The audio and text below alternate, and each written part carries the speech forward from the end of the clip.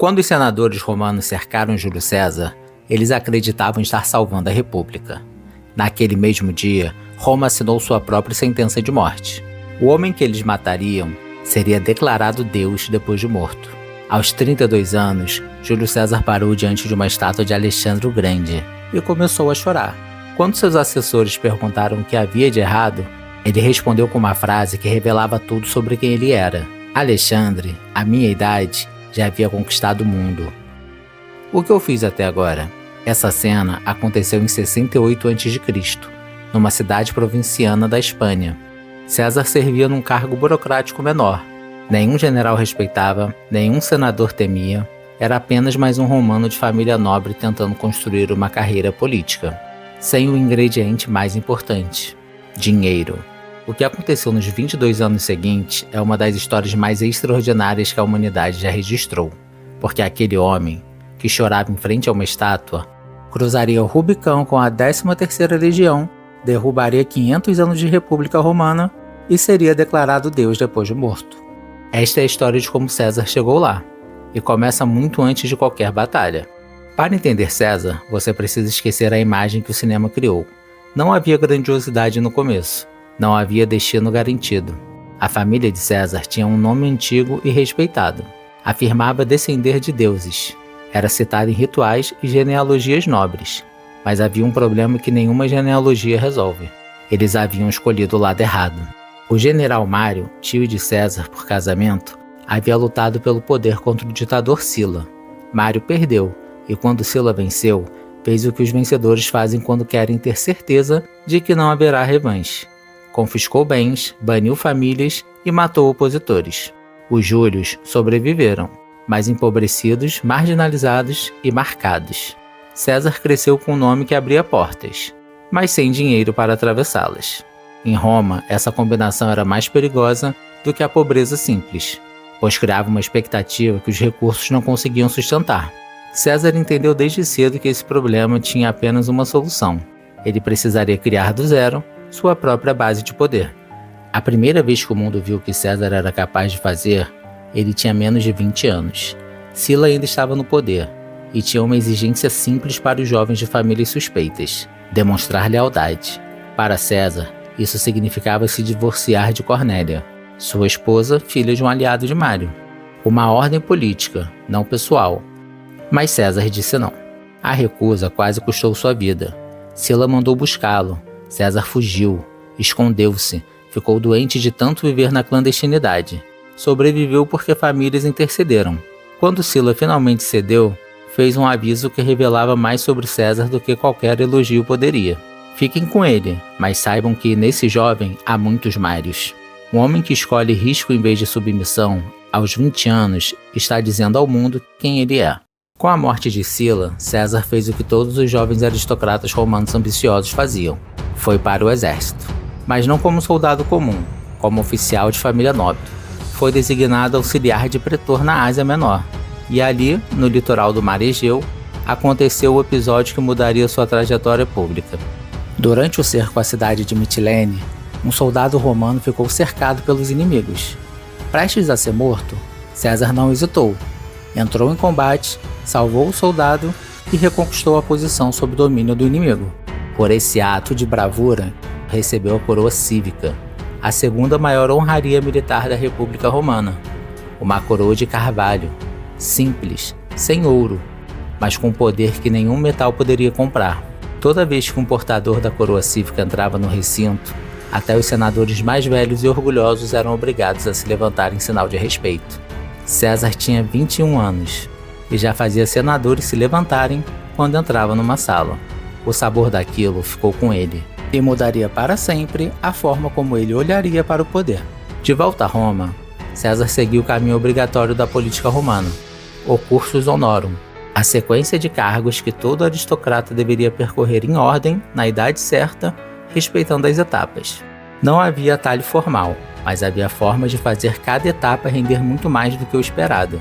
César chegou ao cargo de edil, magistrado responsável pela cidade, pelo abastecimento de grãos e pelos jogos públicos.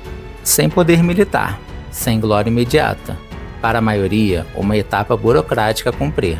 Para César, uma oportunidade. Ele organizou os jogos mais grandiosos que Roma havia visto em décadas. Gladiadores em quantidade nunca vista, espetáculos elaborados e festivais que duravam dias. O povo foi às ruas, aplaudiu, festejou e associou cada momento de alegria a um único nome: César. O custo foi imenso. Dívidas que poderiam destruir qualquer carreira política comum. Mas César encontraria uma forma perigosa de transformar essa dívida em poder. Uma forma que nenhum político romano havia tentado antes. Porque em Roma, a popularidade genuína com o povo, a plebe, os trabalhadores e os soldados, valia mais do que qualquer aliança entre senadores. O povo não votava nas grandes decisões, mas estava nas ruas. E as ruas em Roma era poder. Popularidade sem dinheiro tem prazo de validade. César precisava de um financiador. Marco Licínio Crasso era o homem mais rico de Roma. Possuía fortuna maior do que o próprio Estado, segundo fontes da época. Mas Crasso tinha um problema que nenhuma quantia resolvia. Ele não vinha das grandes famílias patrícias tradicionais. A elite tolerava Crasso, fazia negócios, aceitava os empreendimentos, mas nunca o tratou como igual. Para um homem com a ambição de Crasso, isso era insuportável. A aliança era perfeita. César tinha nome, talento e popularidade que Crasso nunca compraria. Crasso tinha o dinheiro que César precisava para sobreviver politicamente. O que Crasso ofereceu naquele dia, nenhum senador conseguiria combater depois. Mas havia um terceiro homem, e para entendê-lo, você precisa entender o que havia acabado de acontecer em Roma. Poucos anos antes, a maior rebelião de escravos da história romana havia aterrorizado a Itália inteira. Espartaco, um gladiador trácio, liderou um levante que durou 2 anos e derrotou exército após exército romano. O Senado falhou repetidamente, até aceitar a solução inconveniente: deixar Crasso financiar tropas com dinheiro próprio para resolver o problema. Crasso venceu e mandou crucificar 6.000 escravos ao longo da Via Ápia.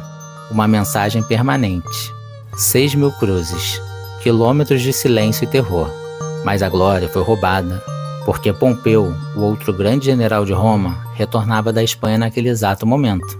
Ele encontrou um grupo de fugitivos e derrotou-os numa batalha menor, chegando primeiro a Roma, reivindicando parte do crédito. O Senado, que não gostava de Crasso, aceitou essa versão com entusiasmo. Crasso ficou furioso, pois Pompeu ficou com a glória que não era devida, e a rivalidade entre os 2 homens mais poderosos de Roma tornou-se uma ferida aberta. César viu aquilo como uma oportunidade. Ele se colocou como mediador entre os 2. Crasso fornecia o dinheiro, Pompeu fornecia o prestígio militar, enquanto César fornecia o que nenhum dos 2 tinha: a inteligência política para fazer os 2 trabalharem juntos sem se destruírem.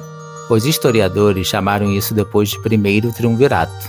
Os 3 nunca lhe deram nome. Não precisavam. Roma ainda não entendia que estava ajudando a financiar o homem que destruiria sua própria república. Graças ao triunvirato, César tornou-se cônsul em 59 a.C., o cargo mais alto da república. Usou sem hesitação. Distribuiu terras para veteranos de Pompeu, fez acordos que beneficiavam Crasso e ignorou os protocolos do Senado quando atrapalhavam. Seus inimigos ficaram furiosos, mas não conseguiram pará-lo. Quando seu mandato terminou, o Senado agiu da única forma que tinha: enviou César para governar uma província distante. Era um exílio elegante: tirar o inimigo de Roma, afastá-lo das decisões, deixá-lo administrar algum território periférico até ser esquecido. César ficou em silêncio e recusou-se a partir imediatamente. Foi então que aconteceu uma das conversas mais decisivas de sua vida, e uma das menos conhecidas. Servilha, sua amante, mulher de inteligência política excepcional, irmã de senador influente e mãe de um jovem chamado Bruto, chamou-o para conversar e disse algo simples: governar uma província com exército próprio era a única forma real de acumular riqueza e sobreviver ao longo prazo. Em Roma, os cargos duravam 1 ano. A influência durava enquanto durasse o dinheiro, mas um general vitorioso, com legiões leais e ouro conquistado, durava décadas. César ouviu e partiu para a Gália. Essa conversa mudaria o destino de Roma para sempre, e Roma só foi descobrir isso quando já era tarde demais. Os senadores que o temiam, os que o invejavam, os que não gostavam, acharam que haviam ganho. Todos estavam errados. Roma havia acabado de entregar a Júlio César as ferramentas que ele esperava há anos: um exército, um território e tempo. O que aconteceu na Gália, nos 8 anos seguintes, não foi apenas uma conquista militar. Foi a construção do instrumento que César usaria para mudar o mundo. E quando ele voltasse, não haveria mais república para salvar.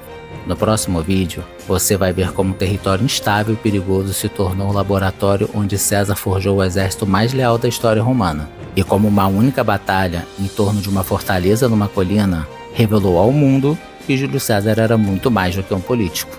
Era um general. Se esse vídeo te prendeu até aqui, o próximo vai ser ainda melhor.